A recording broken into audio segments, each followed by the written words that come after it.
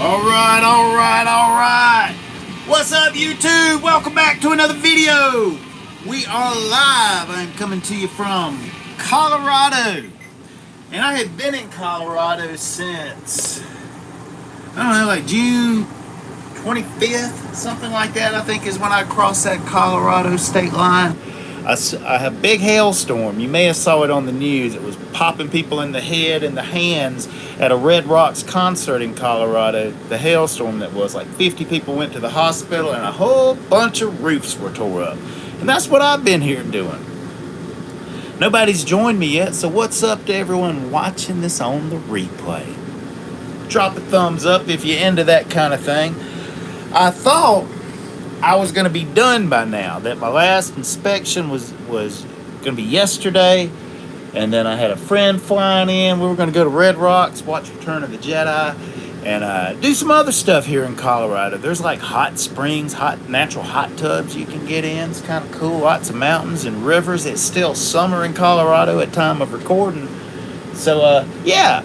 But, nope, I got sent like 51 new claims. I've already closed over 100. Like that big stack of papers is my scope sheets from my inspections after I settle them. So yeah, and the good news is I am not working by the hour. Working by the hour discourages efficiency. So I don't know if I'm going to do it anymore. I'm working on what they call component, or sometimes called fee schedule. And efficiency is rewarded. It's actually required. Man, time management really is. But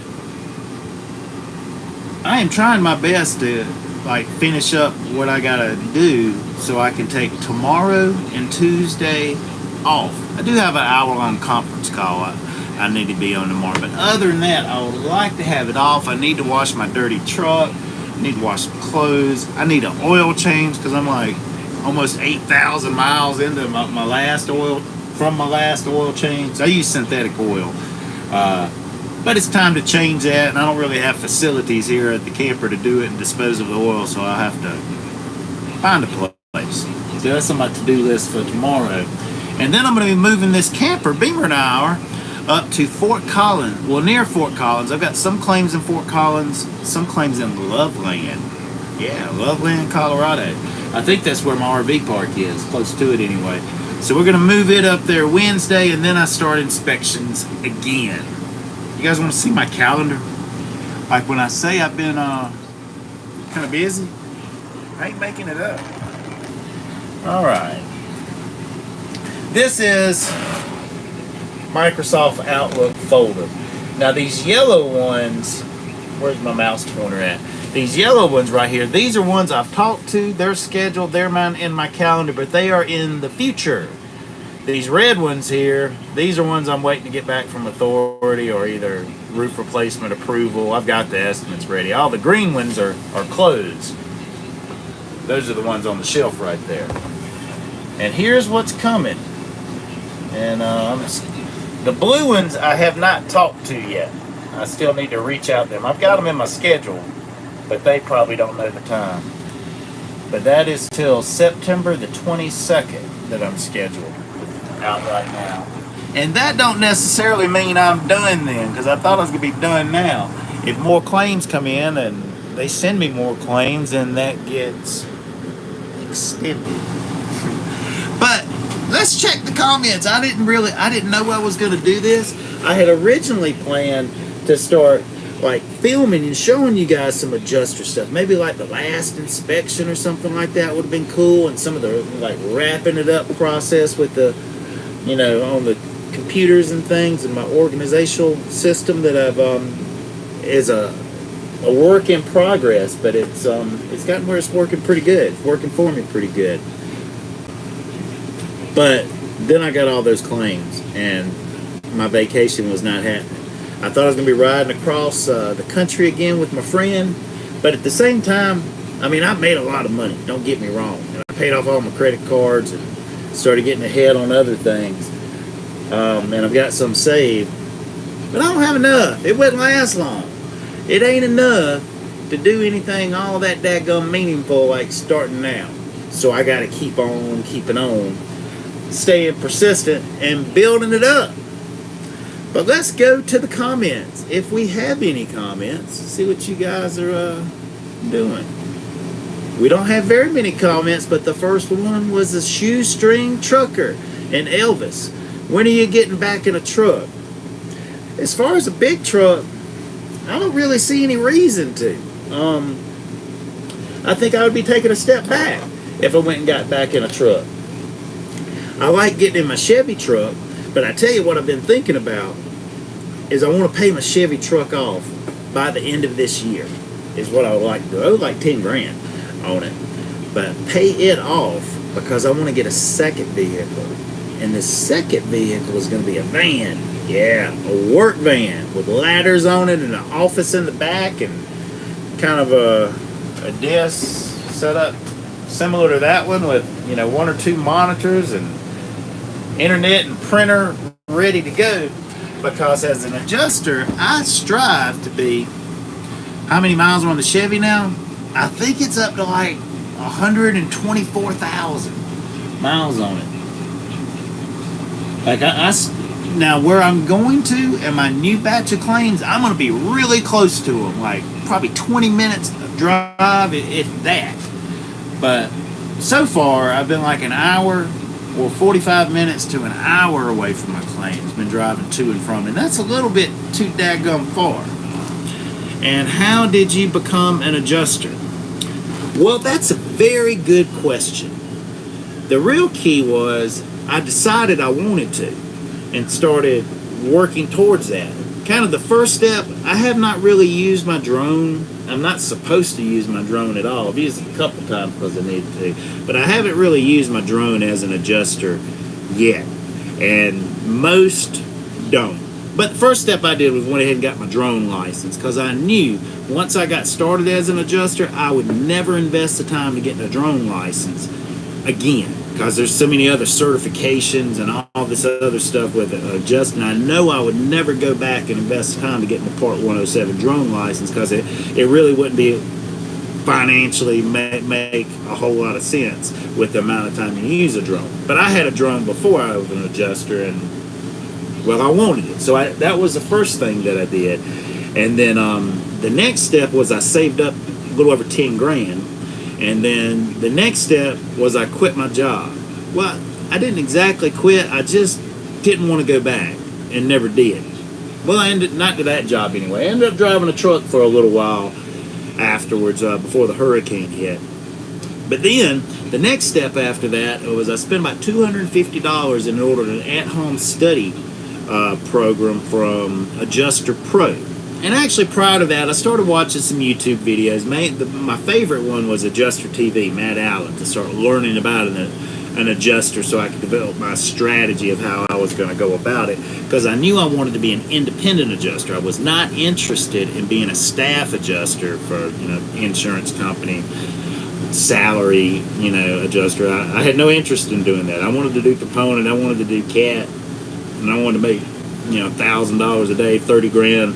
In 30 days was, why I came in. So that was, part of my process. But then I spent about a month doing the at-home study thing, taking practice tests, and then I went and passed it and got my license. Then I started adding some other states to my license, and simultaneously I started getting on rosters of places like Crawford and Pilot and Sedgwick and Renfro and Pacesetter and some others. I don't remember the exact order, but I started getting on some rosters because the advantage of getting on the rosters, well, they put you to work, but I still wasn't quite ready to be put to work, well, meeting the requirements to put back to work, because like with State Farm anyway, to do any kind of State Farm work, you need State Farm certification, and there's 3 different parts of it. And from these IA firms, you can access, they have like learning portals where you can do a lot of your certifications for free through them because you're on their roster to get like State Farm certified. The first one was about learning policy, how to read a State Farm property policy. And then there was estimatics, which is similar to like Xactimate stuff, figuring up, repair costs and that kind of thing. There was certification on that. And really, that's all I needed to do what I've been doing. But the third one for auto certification, which I broke down towards the end and did that. And that was actually the first thing that triggered some work for me.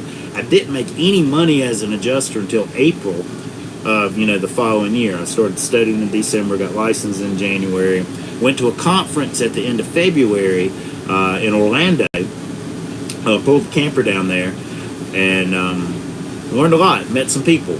Started forming a relationship with Crawford, which that's who I'm deployed with right now. I've made over 50 grand this year with Crawford. This is my second deployment with them for 2023. But then I got to doing some, I got to make some money doing auto for about 30 days or so. I messed up a lot. I wasn't very good at it. They let me go really quickly and released me. But I still made a few $1,000s. And then I took that money and invested it right back into myself, and I got my Xactimate Level 2 certification.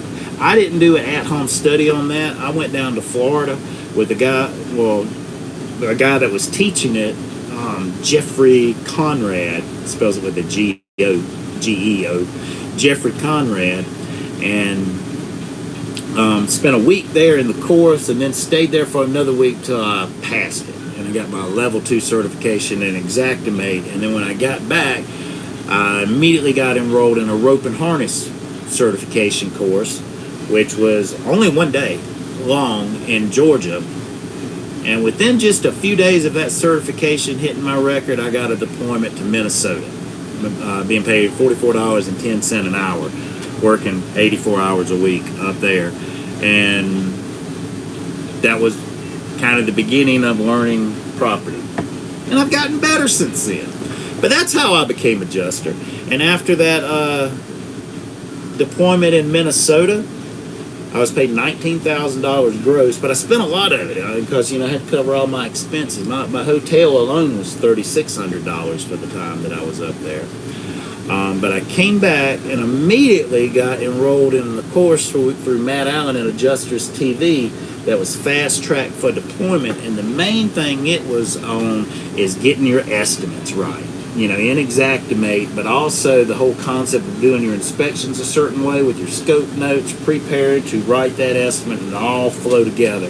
It was extremely valuable. And then I also had access to the whole Adjuster TV, I forget what it's called, the premium version, where you have all of his library, not just the, shorter stuff. That helped me a lot. But then I ran out of money, and I had to go back and drive a truck for a month and a half, and I did, and it was going well, a good relationship with the truck driving company, and if I spent all my time completely focusing on doing that job and didn't really worry about nothing else, like maybe making some YouTube videos of Truckerjim, I can make a little over $2,000 for the week. Hey, good evening to you too, smooth operator. But I can make now maybe some of you other truckers are in a better situation than I was, but about $2,300 was about all I could pull off in that truck with that pay plan, and that was gross. So they'd be bringing home, $1,600, $1,700. Take a quick reset and do it again. And I was doing that. I was building my money back up. It was a blessing. And then a hurricane came. Hurricane Ian hit the west side of Florida. I got deployed with Allstate, and I didn't exactly quit my job, but I was like, I'm not going to be available for a while. But after 30 days, you kind of have quit it. But I did that, and it was with Allstate, which I wanted to try working Allstate instead of State Farm, because State Farm kind of got on my nerves a little bit in Minnesota. Some of the things they expected to be in the file and everything. So I was going to try the blue team. And, man, they were paying a day rate of $438 a day for me to sit at home, to be on standby, to be ready to go after the hurricane hit. So that was a pretty sweet deal.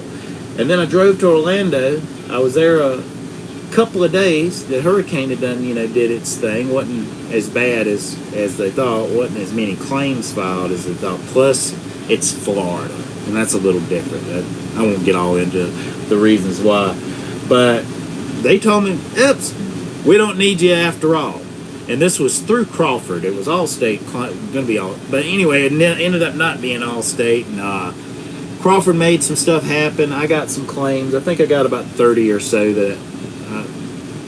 I think it was only like 30 something claims. I made about $13,000 on them as far as gross.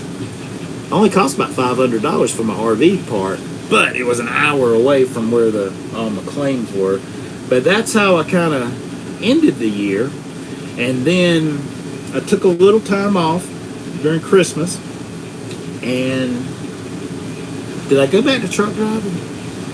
I did go back to truck driving after that, but then it got to the point of like, I am spinning my wheels here, and this is holding me back. This is keeping me from making shit happen and getting this new journey going. So I had to leave the trucking company, and I got a deployment right at the end of the year. It was like December 28th, and there was a ice storm that hit Memphis and Tennessee that froze a bunch of pipes and busted, and people have the water heaters up in the attic in that part of the country, and it caused a lot of damage.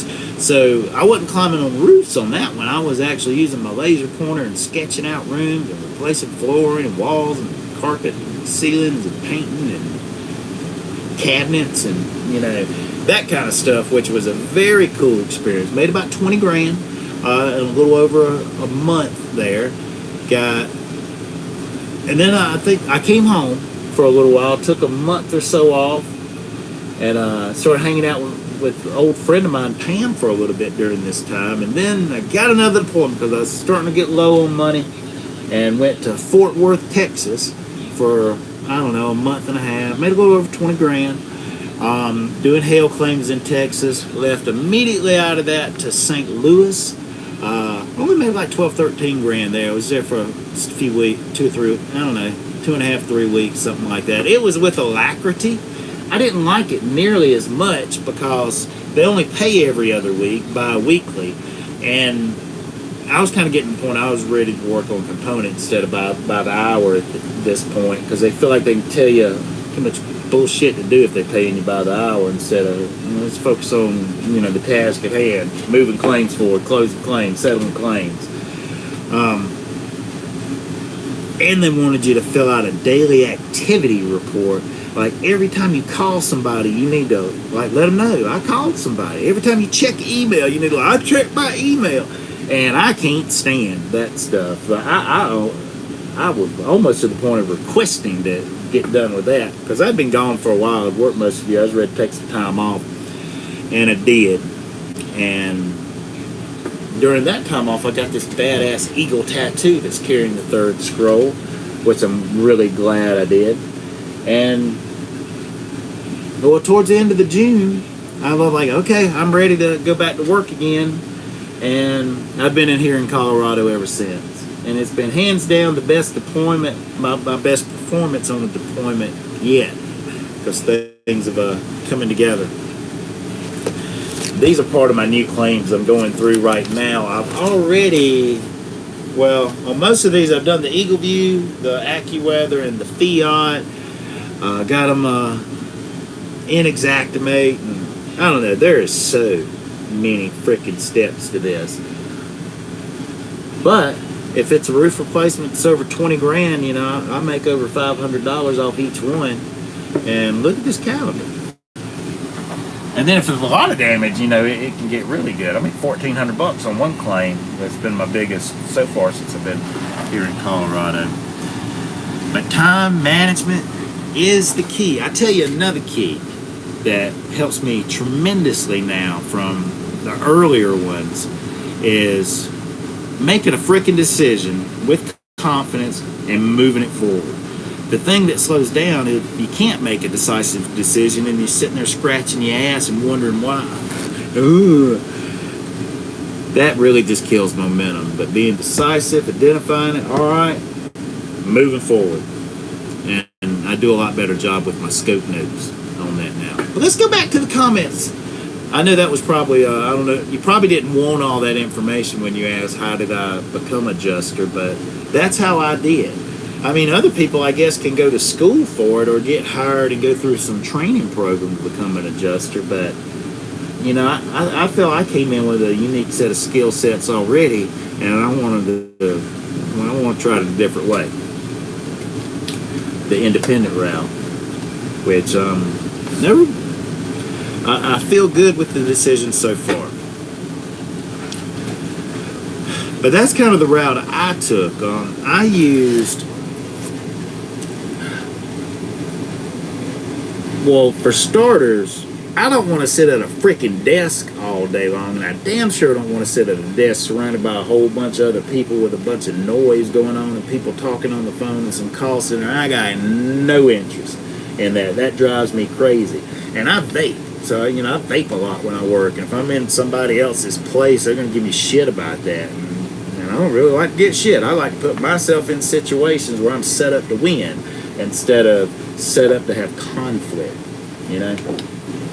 I'm a big fan of conflict.